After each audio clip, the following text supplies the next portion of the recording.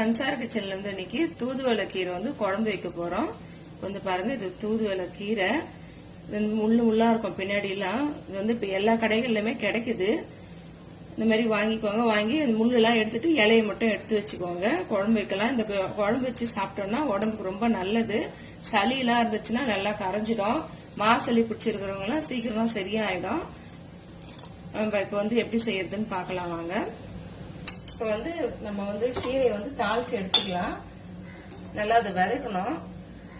கொஞ்சமா எண்ணெய் ஊத்திக்கிறேன். நல்லெண்ணெய் தான் யூஸ் பண்றேன்.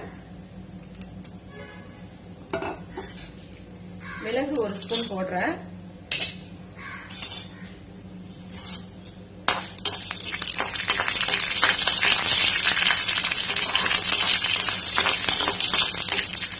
ஜீரகம் வந்து 1/2 ஸ்பூன் போடுறேன்.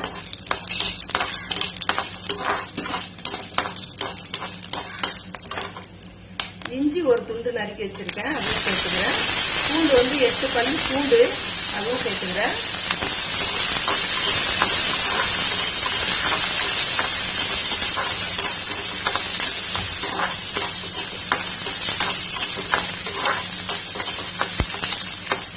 வந்து ஒரு 10 சின்ன வெங்காயம் கட் பண்ணி வச்சிருக்கேன், அதுவும் போட்டுக்கிறேன்.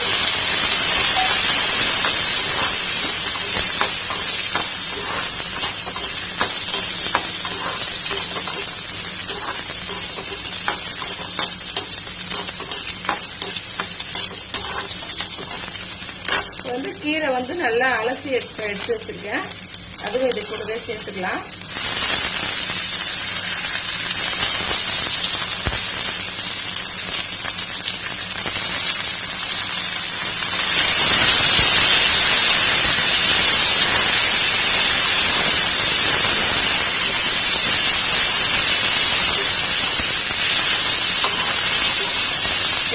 நல்லா வதங்கட்டும். நல்லா 2 நிமிஷம் வதங்கிடுச்சு. இது வந்து நல்லா ஆறட்டும். இப்படியே விட்டுடுங்க. ஆறின பிறகு நம்ம மிக்சியில போட்டு நல்லா மசிய அரைச்சி எடுத்துக்கலாம். இப்போ புளி வந்து இந்த அளவுக்கு வந்து நான் ஊற வச்சு கரைச்சி எடுத்து வச்சிருக்கேன். நல்லா வடிகட்டி எடுத்து வச்சுட்டேன். இதுல வந்து நம்ம மிளகாத்தூள்லாம் சேர்த்துக்கலாம். மஞ்சள் 1/4 ஸ்பூன் சேர்த்துக்கிறேன். மஞ்சள் தூள். உப்பு வந்து தேவையான அளவு போட்டுக்கிறேன்.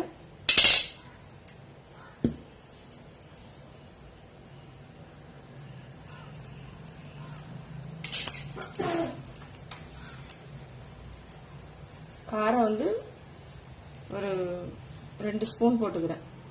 ஏன்னா அதுலயே நம்ம மிளகு தூள் போட்டிருக்கோம், மிளகு வந்து போட்டிருக்கோம். அதனால 2 ஸ்பூன் போட்டா போதும். இது வந்து குழம்பு மிளகாய் தூள் நான் சேர்த்திருக்கிறது. நீங்க வந்து கடைகள்லயே கிடைக்கும் குழம்பு மிளகாய் தூள், அதை கூட சேர்த்துக்கலாம். இதெல்லாம் வந்து கரைச்சிக்கலாம். ஒரு கடாயில எண்ணெய் ஊத்திக்கலாம். குழம்புக்கு தேவையான அளவுக்கு. நல்லெண்ணெய் தான் சேர்க்கிறேன் நானு.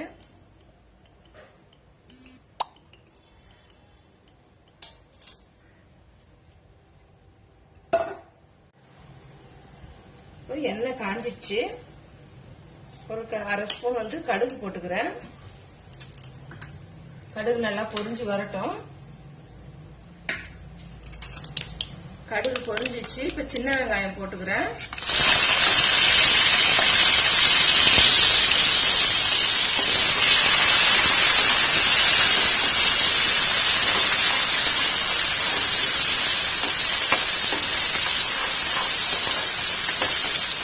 வந்து கொஞ்சம் கருவேப்பிலையும் இப்படியே கட் பண்ணி வச்சிருக்கேன், அதுவும் சேர்த்துக்கிறேன் கூடவே. நல்லா வதங்கிட்டோம். வெங்காயம் வதங்கிடுச்சு. இது கூடவே நம்ம தக்காளி சேர்த்துக்கலாம்.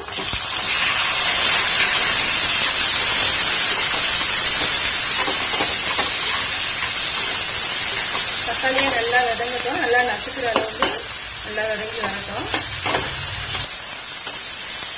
தக்காளி வதங்கிச்சு. நம்ம கரைச்சி வச்சுக்கிற புளி கரைச்சல் இருக்கு இல்லையா, புளி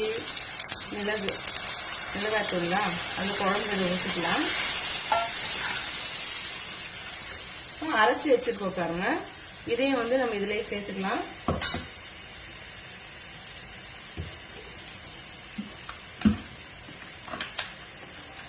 நல்லா மசியா அரைச்சிருக்கணும், அப்பதான் நல்லா இருக்கும்.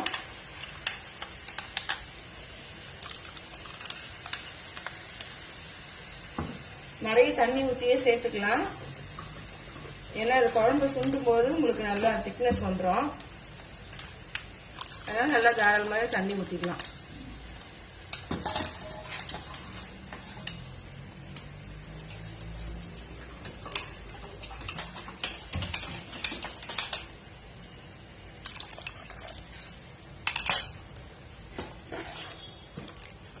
நல்லா இந்த மாதிரி கரைச்சி விட்டுக்கோங்க. இல்லைன்னா ஒரே இடத்துலயே அப்படியே நின்றுடும் கட்டி கட்டியா. இது நல்லா கொதிக்கட்டும்.